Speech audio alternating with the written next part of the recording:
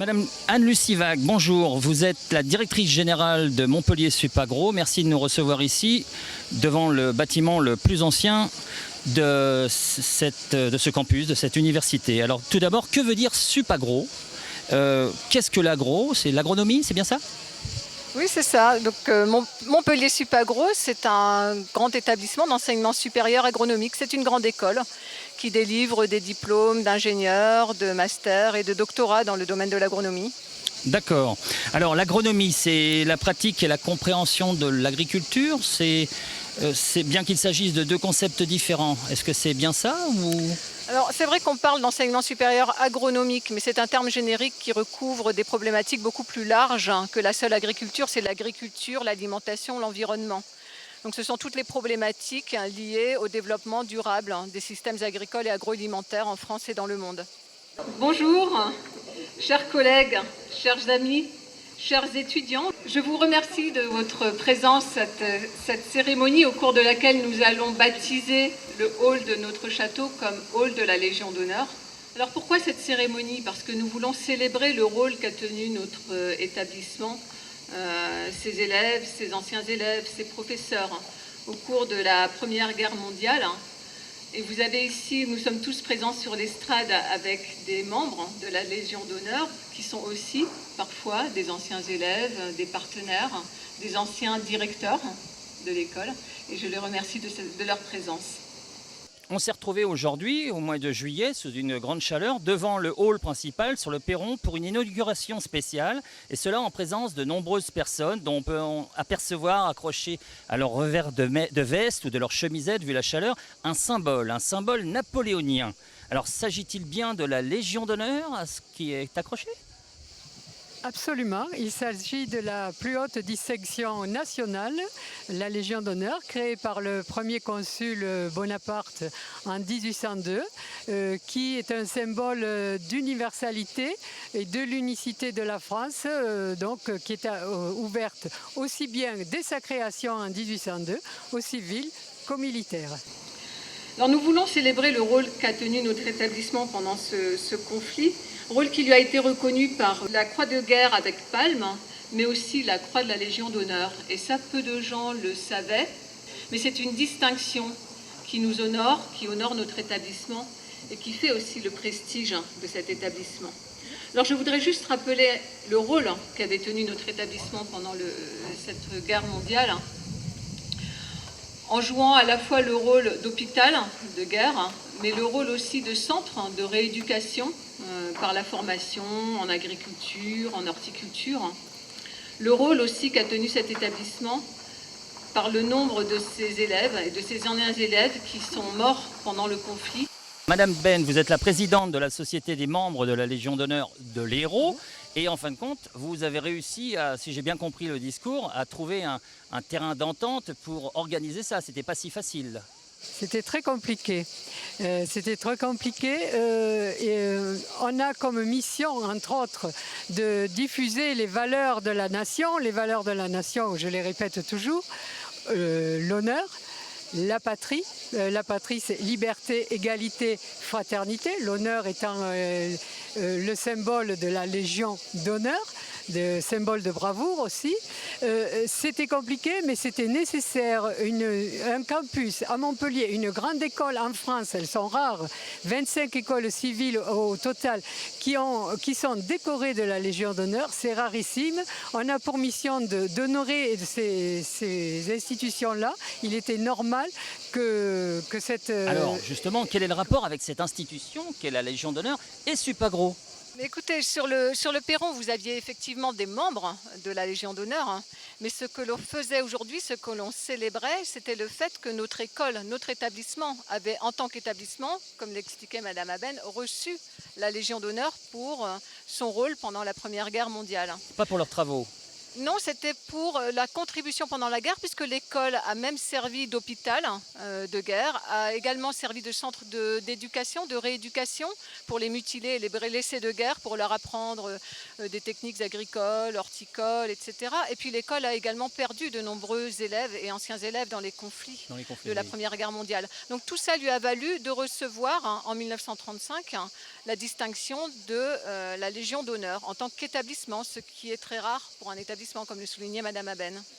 Nous avons aussi organisé cette cérémonie à la demande de la Société de la Légion d'honneur, dont nous avons aujourd'hui la présidente, Société des membres de la Légion d'honneur de l'Hérault, et à la demande de nombreux de ses élèves, de ses anciens élèves, qui estimaient que cette fonction de l'école pendant cette histoire de l'école est quelque chose d'important, qui fait partie de notre patrimoine et que nous devons continuer à commémorer et à célébrer. Je vais vous raconter quelque chose sur la Légion d'honneur, parce que là aussi on va réviser nos classiques. Au sortir de la Révolution, le premier consul Bonaparte estime qu'il faut créer un ordre qui soit le signe de la vertu, de l'honneur et de l'héroïsme. Madame Aben, justement, est-ce que c'est toujours une distinction que beaucoup de gens recherchent ou espèrent avoir en France depuis le temps que... Rechercher, oui. Jalouser, certainement. Incomprise souvent. Obtenue, rarement. D'accord, très bien. Pour certains qui ne connaissent pas effectivement ce campus, nous avons fait notre interview là derrière vous devant une statue de deux femmes qui représentent une allégorie. Alors, rien à voir avec un mouvement de libération sexuelle féminin peut-être prisé par certaines de nos jours, mais en tout cas une allégorie précise. Pouvez-vous nous en expliquer cette symbolique ? Oui, c'est une symbolique forte pour notre école. Vous savez peut-être que notre école est installée depuis très longtemps à Montpellier, depuis 1873. Mais elle s'est très vite distinguée dès 1876 dans sa lutte contre le phylloxéra qui ravageait les vignes françaises et européennes. Et donc l'histoire de cette école est très marquée par la viticulture et par cette lutte contre ce fléau. Et le directeur de l'école à l'époque, Gustave Fouex, donc en l'honneur duquel cette statue est érigée, avait beaucoup contribué. Donc il était professeur de viticulture et l'un des pères de la viticulture. Cette statue a été érigée en son honneur. Alors effectivement, c'est une allégorie. Elle représente la vieille vigne européenne, française et européenne, malade du phylloxéra, soutenue par la jeune vigne américaine qui lui sert de porte-greffe et qui a sauvé le vignoble français et européen de ce fléau. Donc ces deux femmes, il y en a une américaine et une française. Voilà, c'est ça.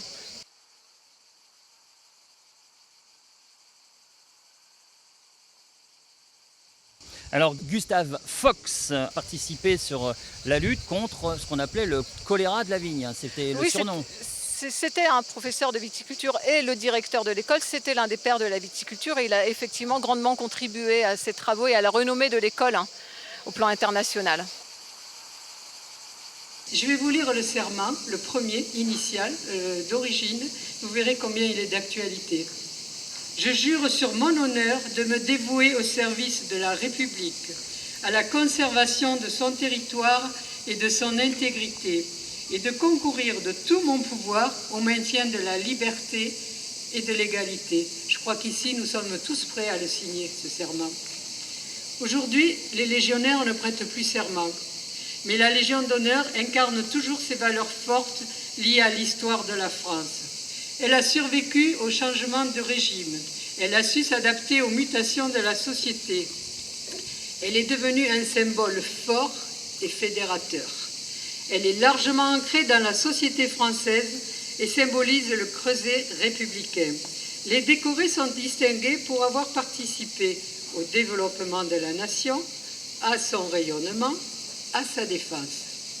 Chacun apporte son talent au bénéfice du bien commun et l'exprime dans son domaine de compétences. Elle est le reflet de l'époque aussi. Ça aussi, parfois, ça fait grincer, mais il faut bien vivre avec son temps. Aujourd'hui, le monde économique, scientifique et artistique est bien représenté. Le monde sportif, on l'oublie souvent, il a été initié par le général de Gaulle pour récompenser les premières médailles d'or aux Jeux Olympiques. C'est aussi un ordre en mouvement, donc moderne. La parité homme-femme a été instituée. La promotion du bénévolat associatif a été créée. Sa devise de la Légion d'honneur, c'est « Honneur et patrie ». louer ces agronomes tombés au champ d'honneur pour notre idéal républicain, liberté, égalité, fraternité. Louer les vertus des générations ici présentes. Ils sont nombreux, les anciens d'Agro, sur ce parvis.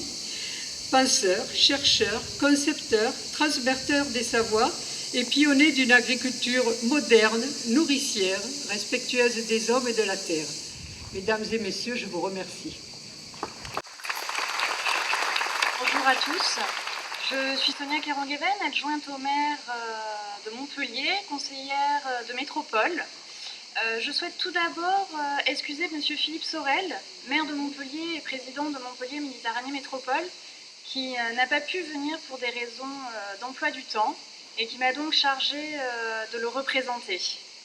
Et c'est donc avec beaucoup d'honneur que je le représente aujourd'hui dans ce lieu prestigieux, car il me semble quand même primordial de pouvoir à la fois allier notre présent, notre futur avec nos étudiants et en même temps, surtout, ne pas oublier notre passé et les événements qui se sont produits.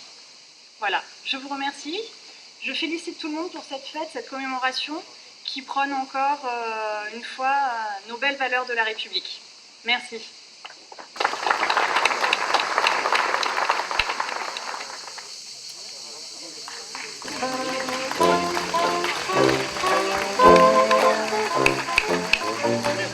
Thank you.